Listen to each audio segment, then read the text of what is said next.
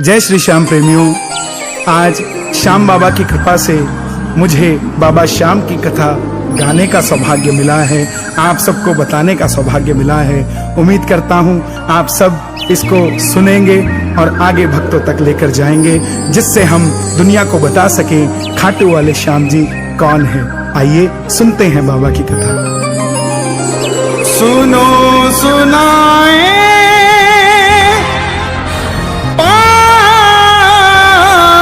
सयानी,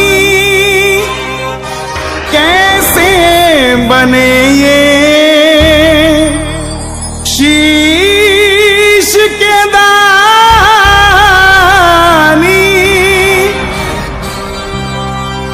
क्यों दिया था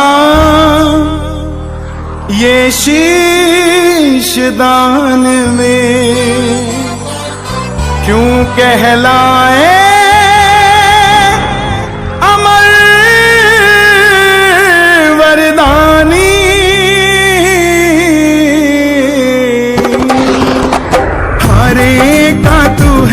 सहारा सावरे, हमने भी तुझको है पुकारा सावरे। हरे का तू है सहारा सावरे, हमने भी तुझको है पुकारा सावरे।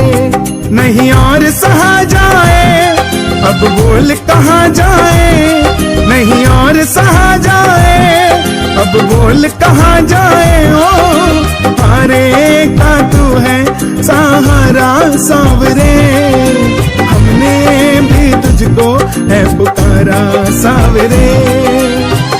ये बात शुरू होती है महाभारत के इस युद्ध से, जो युद्ध हुआ पांडवों और कौरवों के बीच।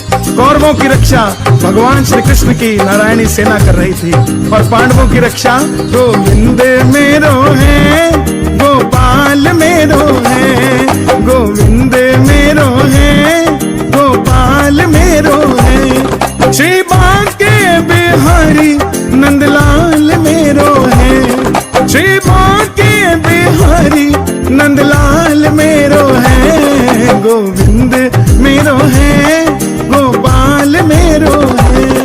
कौन है ये खाटू वाले श्याम जी? पांडवों में भीम, भीम के पुत्र हुए घटोत्कच, और घटोत्कच के पुत्र हुए महाबली बर्बरीक। जन्म लेते ही 14 बरस की आयु ग्रहण की माता मौरवी के लाल है, मौरवी के लाल है। बोलिए मौरवी नंदन की जय हो, मौरवी के लाल की जय हो, जय हो, जय हो जी।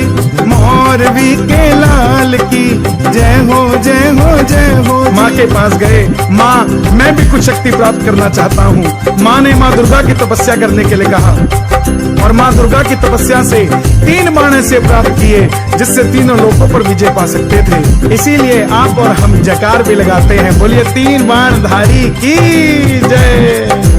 3 बाण धारी महिमा अति भारी, 3 बाण धारी महिमा अति भारी। यो खाटू वालो सावरियो, खाटू वालो सावरियो, भगतारो बलन हारी। 3 बाण धारी महिमा अति भारी, 3 बाण धारी महिमा अति भारी।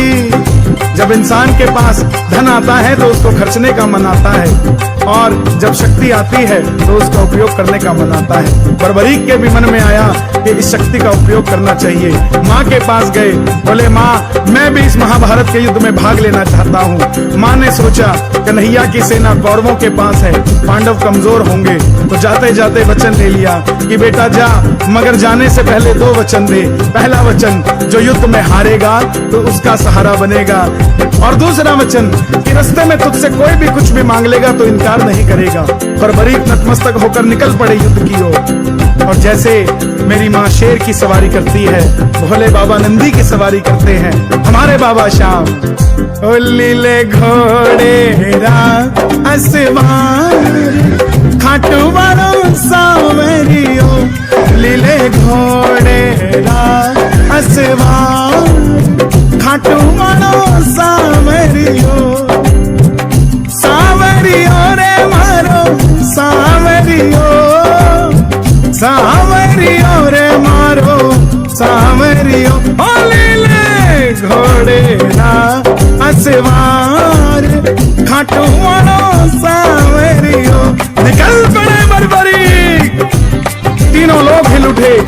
दिशाएं हिल उठी। ये कौन आया? बर्बरीक नीले घोड़े पर सवार होकर महाभारत के युद्ध की ओर जाते हुए। भीम ने देखा, युधिष्ठिर ने देखा, दुर्योधन ने देखा, किसी को कुछ समझ नहीं आया। तब अर्जुन ने अपने सारथी भगवान श्री कृष्ण से कहा, माधव जाओ देख कर आओ, ये कौन आया है? ये लड़ेगा तो बाद में, इसको देखकर ऐसा लग रहा है जैसे मैं युद्ध हार जाऊंगा। तब भगवान श्री कृष्ण ब्राह्मण का रूप धारण कर गए और बोले, बर्बरीक कहाँ जाते हो? तब बर्बरीक बोले, प्रभु मैं इस युद्ध में भाग लेने जा रहा हूँ। भगवान ने कहा, ऐसी कौन सी शक्ति है तेरे पास जो इतने बड़े बड़े महायोद्धाओं के बीच में लड़ने जा रहा है? तब बर्बरीक बोले, प्रभु मेरे तरकश में जो 3 बाण हैं, इनमें से एक बाण ही बहुत है आपके इस महाभारत के युद्ध का निर्णय करने के लिए। भगवान श्री कृष्ण बोले, बातें करनी आसान है, साबित कर दिखाओ। सामने पीपल का पेड़ था, बर्बरीक ने चढ़ाया प्रत्यंचा बाण और एक ही बाण से पूरे पेड़ के पत्ते भेज दिए। एक पत्ता ब्राह्मण देवता ने अपने पांव के नीचे दबा लिया। आखिर में वो बाण ब्राह्मण के पांव के ऊपर घूमने लगा। बर्बरीक बोले, प्रभु पांव हटाइए, एक पत्ता आपके पांव के नीचे है। ब्राह्मण देवता मान गए, अगर ये युद्ध में चला गया तो सबको ढूंढ ढूंढ कर मारेगा। बोले, बर्बरीक किसका साथ दोगे? बर्बरीक बोले, प्रभु मैं अपनी माँ को वचन देकर आया हूँ, युद्ध में जो हारेगा मैं उसका सहारा बनूंगा। ब्राह्मण देवता बोले, हे बर्बरीक ये कैसा वचन दे दिया? अगर तू पांडवों की तरफ हुआ तो कौरव हारने लग जाएंगे और कौरवों की तरफ हुआ तो पांडव हारने लग जाएंगे, इससे तो युद्ध का निर्णय नहीं होगा। बर्बरीक नतमस्तक होकर बैठ गए। बोले, प्रभु मेरा मार्गदर्शन कीजिए। तब ब्राह्मण देवता बोले, हे बर्बरीक कलयुग में इस धरती के कल्याण हेतु एक शीश का दान चाहिए, और वो शीश का दान किन्हीं 3 महाबलियों में से किसी एक का हो सकता है, या तो भगवान श्री कृष्ण का, या अर्जुन का, या बर्बरीक तुम्हारा। कन्हैया की बलि नहीं ले सकता क्योंकि उसने युद्ध रचना है, अर्जुन की बलि नहीं ले सकता क्योंकि उसने युद्ध खेलना है। तो बच्चे तुम अपने शीश का दान दो और कलयुग में इस धरती का कल्याण करो। बर्बरीक ने बात सुनते ही तलवार निकाल ली, मगर कहा, प्रभु जो शीश का दान मांग सकता है वो साधारण ब्राह्मण नहीं हो सकता। आप अपने असली रूप में आइए, ये मौरवी नंदन आपको वचन देता है शीश दान में दिया जाएगा। और प्रेमियों, पहली बार ब्राह्मण देवता ने अपना विराट रूप, जो भगवान श्री कृष्ण छुपे थे जिस रूप के पीछे, अपना विराट रूप का दर्शन बर्बरीक को कराया।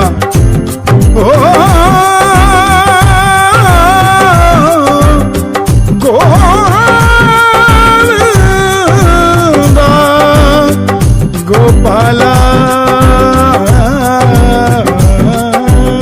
तब भगवान श्री कृष्ण झोली पसार कर बर्बरीक के सामने खड़े हो गए और पूछा, बर्बरीक शीश दान देने से पहले तुम्हारी क्या इच्छा है? बर्बरीक बोले, प्रभु युद्ध में लड़ने आया था, योद्धा हूँ, लड़ नहीं पाया, युद्ध को देखने की इच्छा रखता हूँ। भगवान कृष्ण ने उस शीश को अमृत पिलाया और ऊंची चोटी पर रख दिया। आखिर में पांडव जीत गए, सबको घमंड हो गया। भीम कहते मैंने जिताया, युधिष्ठिर कहते मैंने जिताया, अर्जुन कहते मैंने जिताया। लेकिन खुद लड़ना और अपने ही मुंह से खुद को योद्धा कहना शोभा नहीं देता। पांडवों ने निर्णय किया, चलो मुरली वाले से पूछते हैं ये युद्ध किसने जिताया। चलो चले मुरली वाले के पास, चलो चले मुरली वाले के पास, जाकर करेंगे उनको वरदान। चलो चले मुरली वाले के पास, चलो चले मुरली वाले के पास। सभी पांडव गए, बोले, हे मुरलीधर, हे महाभारत के महानायक, बताइए ये युद्ध किसने जिताया? युधिष्ठिर ने, भीम ने, अर्जुन ने, नकुल ने, सहदेव ने, किसके कारण हम ये युद्ध जीते? तब भगवान श्री कृष्ण बोले, हे पांडवों, मैं तो पूरे युद्ध में तुम्हारा रथ चला रहा था, मुझे क्या मालूम किसने युद्ध जिताया, मगर हाँ कोई है जो इस बात का निर्णय कर सकता है, और वो बर्बरीक है, बर्बरीक है। चलो चले उस शीश के पास, जाकर करेंगे उसको वरदान। सब गए, बोले, हे बर्बरीक, बताओ तुमने युद्ध में क्या देखा? बर्बरीक ने सबको नमन किया और बर्बरीक के शीश से आवाज आई, हे पांडवों, किस चीज का घमंड करते हो? मुझे पूरे युद्ध में सिर्फ और सिर्फ भगवान श्री कृष्ण का सुदर्शन चक्र चलता दिखाई दिया और कुछ नजर नहीं आया। युद्ध में मारने वाले भी कन्हैया थे और मरने वाले भी कन्हैया थे। अर्जुन, तुम्हारे रथ पर भगवान श्री कृष्ण पूरी धरती का भार लेकर बैठे थे और कर्ण के रथ पर अकेला कर्ण था। तुम बाण चलाते थे तो उसका रथ 2 कदम पीछे जाता था, वो बाण चलाता था तो भी तुम्हारा रथ 2 कदम पीछे जाता था।